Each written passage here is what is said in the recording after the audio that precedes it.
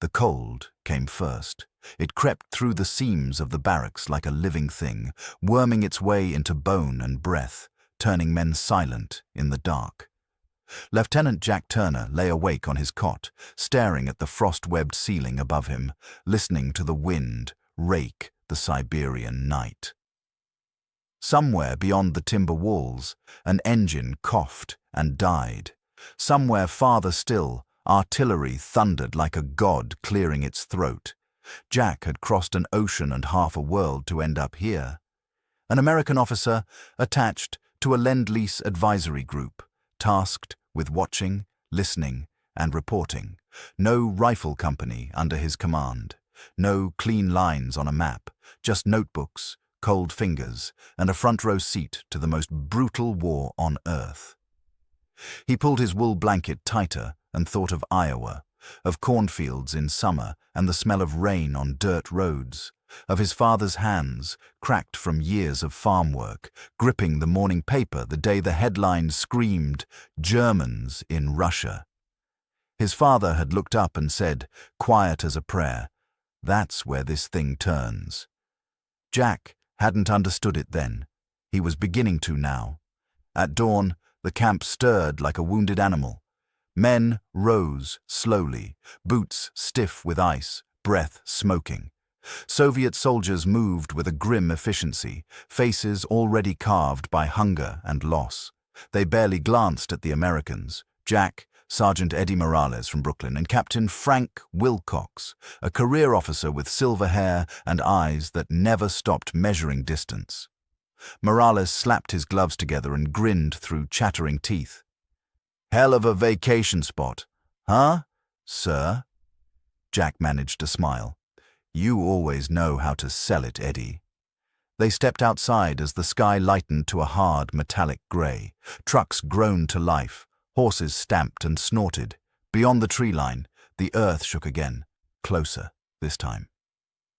The Germans were probing, always probing, like wolves testing a fence. Captain Wilcox joined them, collar turned up.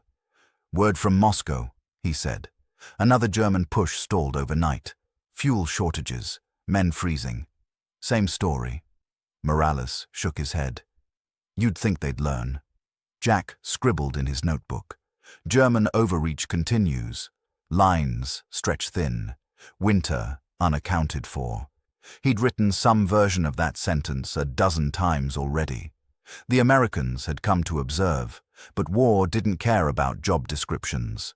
By noon, Jack found himself crouched in a shallow trench alongside a Soviet platoon, the air shrieking as artillery shells screamed overhead. Dirt rained down. Somewhere a man was praying in Russian.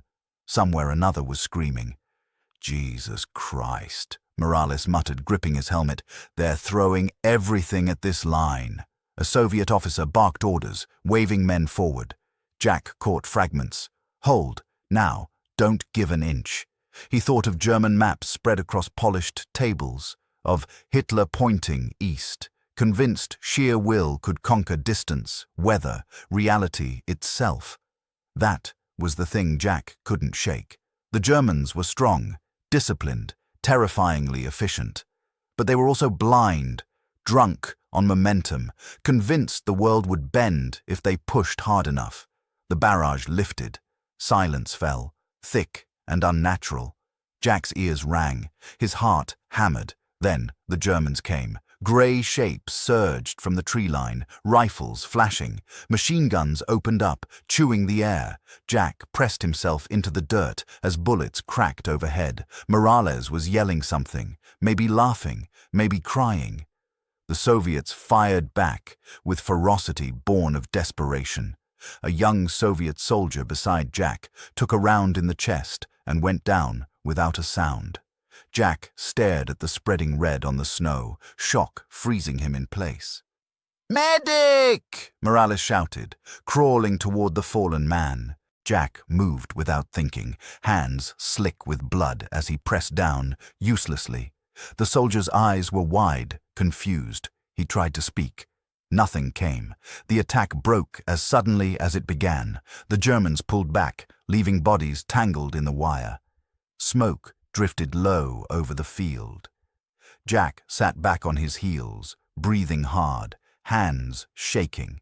That night, he wrote by lantern light, words scratching across paper like accusations. Hitler's insistence on simultaneous offensives is bleeding his army dry. No clear objective. No winter preparation. Supply lines overextended beyond reason. He paused, listening to the wind howl outside. Thought of German soldiers freezing in ditches, sent forward by a man who refused to retreat. Thought of American boys training back home, of the day they'd land in Europe and face the same enemy. Morales leaned against the wall, cleaning his rifle. "You think this ends here?" he asked quietly. Jack looked up. "No." Morales nodded. "Me neither." Later, Jack stepped outside. The sky was a vault of stars, sharp and uncaring. In the distance, fires flickered along the horizon. The eastern front stretched endlessly, east and west. A graveyard swallowing armies whole. He thought again of his father's words. That's where this thing turns. But turning didn't mean ending. Not yet. It meant grinding, bleeding, paying for every mile in lives. Jack closed his notebook, hands numb, and stared into the darkness where the enemy waited, where decisions made in warm rooms far away were killing men in the cold. Somewhere, Hitler was refusing to bend, and because of that, the world was burning. The wind rose, carrying the low thunder of guns, and Jack Turner knew, deep in his bones, that the worst was still ahead. Spring came late and ugly on the eastern front. It wasn't the green rebirth Jack Turner remembered from Iowa. It was mud. Endless, sucking mud that swallowed boots, stalled tanks, and turned roads into graveyards of broken machines. The Russians called it Rasputitsa. The Germans cursed it. Jack wrote about it like it was another enemy division.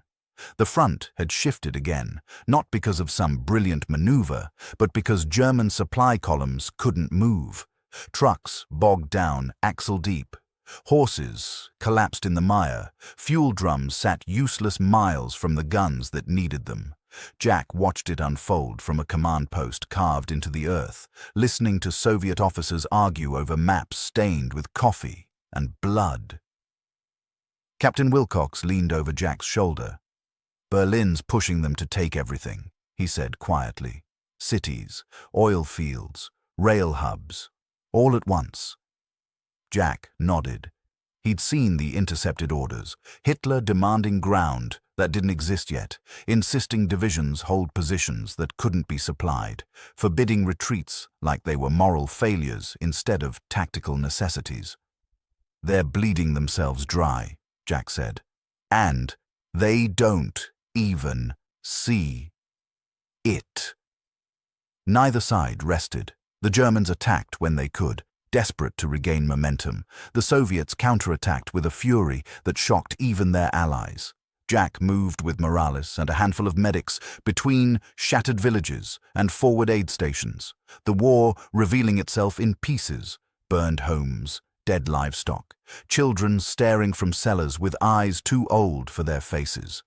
One afternoon, they reached a field hospital just as wounded poured in. Men missing limbs, men burned black from fuel fires, men shaking from shell shock, eyes vacant. A young American nurse, Lieutenant Ann Caldwell, worked beside Soviet doctors, her sleeves rolled up, face smeared with blood that wasn't hers. Jack recognized her from training back in England months ago. Seeing her here felt unreal. "Jack," she said, looking up, stunned. "What the hell are you doing here?" "Same as you," he answered. "Trying to help." She gave a short, humorless laugh and turned back to a soldier screaming on the table. Jack watched her hands move, steady, precise, saving what could be saved. It struck him then that this war was pulling Americans into places they'd never imagined, binding them to strangers through shared horror. That night, Jack and Morales sat on ammo crates outside the hospital, passing a cigarette between them. You hear about Kharkov? Morales asked. Jack nodded. German advance stalled. Again. They keep going anyway, Morales said. Like they think if they just push hard enough, the world will give up. Jack exhaled smoke. That's the problem. They're fighting geography, weather, time. And people, Morales added. Don't forget people. The next weeks blurred into a cycle of movement and violence. Jack rode in the back of trucks, trudged through mud, slept in ruins. He watched German units attack with frightening coordination, and then unravel when fuel ran out or orders contradicted reality. He watched Soviet commanders exploit every hesitation, every exposed flank, throwing men forward with a relentlessness born of survival. In one shattered town, Jack found himself under fire again, crouched behind a stone wall as German machine guns stitched the street. Morales was beside him, face pale.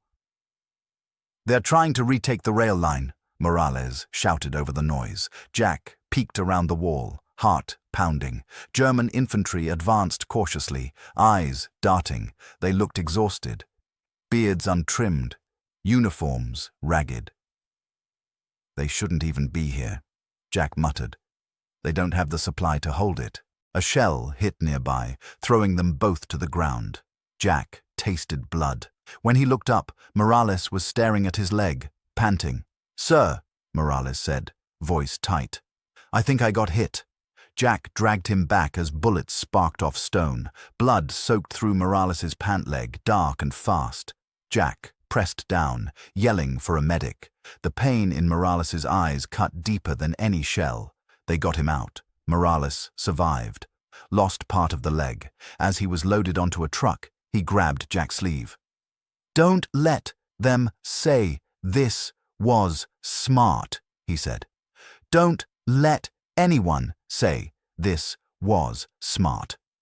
Jack squeezed his hand. I won't. Back at headquarters, Jack sent report after report westward, detailing German losses, fractured command, the fatal insistence on holding ground at all costs. He wrote about divisions encircled because retreat was forbidden, about men freezing because winter gear never arrived, about Hitler's refusal to prioritize objectives, scattering strength across a front too vast to control. One evening, Captain Wilcox read over Jack's shoulder and shook his head. You're writing an autopsy, he said. Feels like watching someone bleed out while insisting they're fine. Jack replied. Anne Caldwell joined them later, exhaustion etched into her face. We're losing too many, she said softly. Every day. Jack met her eyes. But so are they, and they can't replace them like this. She nodded, though there was no comfort in it. The Germans launched another offensive as summer burned the land dry, dust replacing mud. Tanks rolled forward in clouds of brown, engines screaming. For a moment, it looked like the old blitzkrieg again. Fast, terrifying. Then it stalled. Fuel ran out. Radios failed. Soviet artillery pounded exposed spearheads. Entire units vanished into encirclements, crushed because no one in Berlin would allow them to pull back. Jack watched from a ridge as German armor burned below, black smoke clawing at the sky. He felt no triumph, only a heavy certainty. This was the turning Captain Wilcox had spoken of. Not a single battle, not a clean victory, but a slow, grinding realization that the Reich had reached too far and was now being dragged down by its own weight. As night fell, Jack stood alone, listening to distant gunfire echo like a heartbeat. He knew the war wasn't over. He knew more blood would be spilled before it ended. But for the first time, he believed the enemy could be beaten. Not because they were weak, but because their own leader had made war against reality itself. And reality, Jack knew, always won. The winter came back like a verdict. It slammed into the Eastern Front without mercy, a white wall swallowing sound, movement, hope.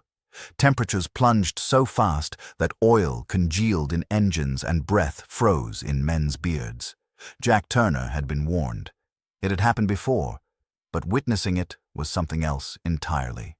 The cold wasn't just weather. It was pressure. It was judgment. By then, Jack was no longer just observing. He was embedded, fully, his reports urgent, his presence unavoidable. The Red Army had launched a massive counter-offensive, striking German lines already cracking under months of impossible orders. Hitler had forbidden retreat again.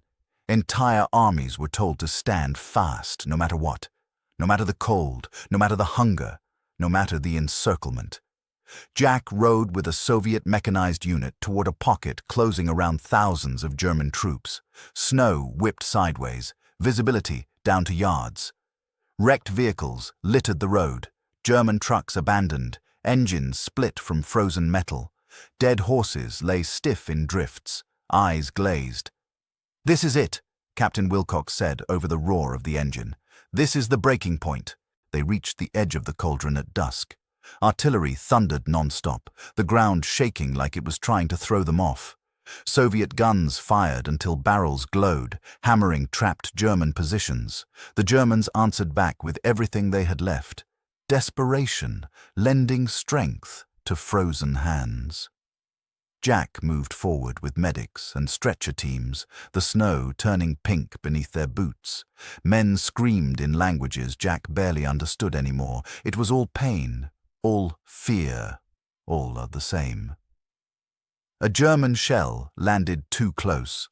The blast knocked Jack flat, stars exploding behind his eyes. When he came to, the world rang hollow. He pushed himself up, heart racing, and saw Anne Caldwell kneeling beside a wounded Soviet soldier, hands shaking as she worked. "Anne!" he shouted, stumbling to her. She looked up, eyes wild. "We can't keep up," she yelled. "There are too many." Another explosion cut her off. Jack grabbed her arm and dragged her behind the wreck of a half-track, just as shrapnel tore through the space they'd been standing. They huddled there, breath ragged, snow stinging their faces. Anne pressed her forehead against the cold steel, eyes squeezed shut. "This isn't how it was supposed to go," she said, voice breaking. Jack didn't answer. He was thinking of the German soldiers in the pocket, told to hold, to wait for relief that would never come. Of Hitler, in a warm headquarters, insisting victory was a matter of will. A runner slid into their cover, face pale. "Counterattack," he gasped. "Germans trying to break out." Jack peered through the snow. Dark figures surged forward, ragged lines of men throwing themselves at Soviet positions. Their discipline was gone, their coordination shattered. It was a last, desperate gamble. The fighting collapsed into chaos. Jack found himself dragging a wounded American radio operator, attached to the Soviets for coordination, away from the line as bullets snapped past. The man was young, barely 20, blood soaking his coat. "Don't let me freeze," the kid whispered, teeth chattering. "I won't," Jack said, though he wasn't sure how. Nearby, Soviet infantry surged forward, bayonets flashing. German soldiers fired until rifles clicked empty, then fought hand to hand, screams lost in the wind. Jack saw fear on both sides. Raw, animal fear. A German officer staggered past, eyes hollow, hands raised, shouting surrender. A Soviet soldier hesitated, then lowered his rifle. Another shell landed, and both men vanished in the blast. The breakout failed. By morning, the pocket was sealed. Silence crept over the battlefield, broken only by the crackle of fires and the moans of the wounded. Jack walked among the aftermath, boots crunching on ice and debris. Thousands of German soldiers lay dead or dying. Survivors huddled in groups, weapons dropped, faces grey with exhaustion and disbelief. They looked less like conquerors now, and more like ghosts. Anne joined him, wrapped in a blanket, eyes red-rimmed. "We did everything we could," she said. Jack nodded. I know. Later, in a command dugout, Jack sent the most important report of his life. He wrote of the encirclement's success, of German collapse under inflexible command, of how refusing retreat had turned defeat into catastrophe, of how Hitler's strategic arrogance had destroyed entire armies. As he finished, his hand shook, not from cold, but from the weight of what he'd witnessed. Captain Wilcox read the report and looked up slowly. "History's turning here," he said, "and it's not pretty." That night, Jack stood alone again, staring at the frozen horizon.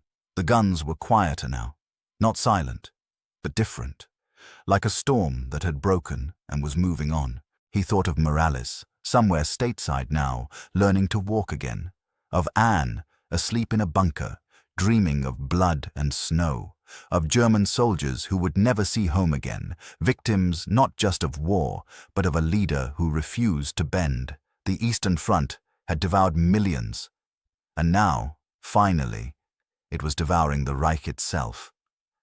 Jack closed his eyes, breath fogging the air, and felt something he hadn't allowed himself in a long time. Hope, fragile, hard-earned, paid for in lives, but real. The war did not end with a trumpet blast. It exhaled.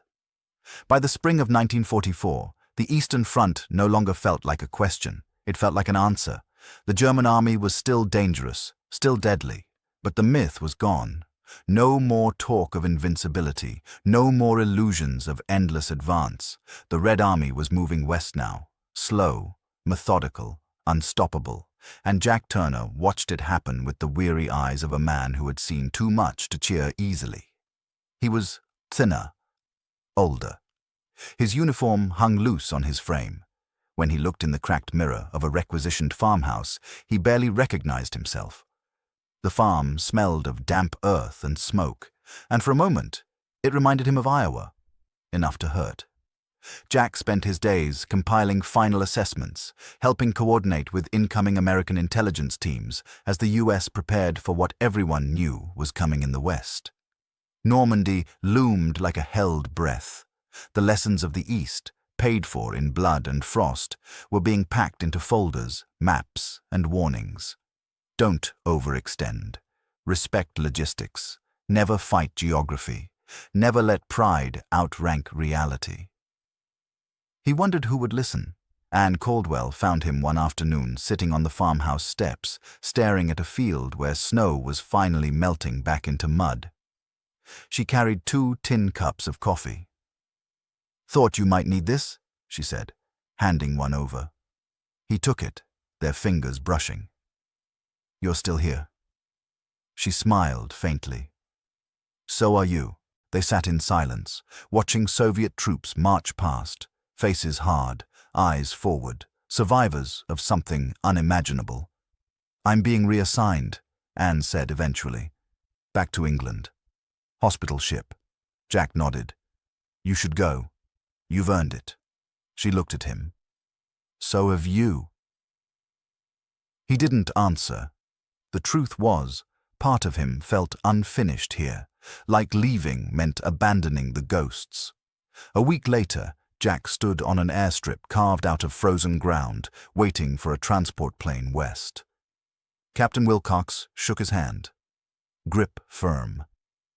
"You did good work here," Wilcox said. "What you sent back, it's going to matter." Jack wanted to believe that. Let's hope it saves some lives. As the plane lifted off, Jack looked down at the vastness below, the scarred earth, the broken lines, the endless distance that had swallowed an army. Hitler's great gamble lay in ruins beneath him, undone not by a single blow, but by 1,000 refusals to listen, to adapt, to retreat. Months later, the war ended. Jack was in Washington when the news came. Germany had surrendered. People poured into the streets, cheering, crying, hugging strangers. Flags waved. Church bells rang. Jack stood among them smiling when he was supposed to, feeling relief flood his chest like air after drowning, but his mind was far away. He saw snow falling sideways, heard artillery echo across frozen plains, felt the weight of Morales's hand gripping his sleeve, of Anne's voice breaking under fire, of German soldiers shivering in surrender. Victory, he knew, was never clean. That night, Jack sat alone in his apartment, a radio murmuring celebrations from across the country. He opened his old notebook, the one he'd carried through mud and blood, and flipped through its pages. The ink was smudged, the corners torn. On the last page, he wrote one final line. Wars are not lost in a single moment. They are lost when leaders mistake stubbornness for strength. He closed the book and leaned back, eyes heavy. Somewhere in Europe, fields were quiet again. Somewhere, families were beginning to rebuild. Somewhere, the dead lay where they'd fallen, the earth slowly reclaiming them. Jack Turner had gone east to observe a war. He came back understanding it, not as maps or movements, but as men freezing because someone refused to say enough, as hope surviving because others refused to give up on each other. Outside his window, fireworks burst over the city, bright and fleeting. Jack watched them fade, feeling both pride and sorrow settle into something like peace. The Eastern Front had broken the Nazi war machine by exposing its greatest weakness, not lack of power, but the fatal cost of arrogance. And the world, scarred but standing, had endured. The war film would end here, but the memory never would.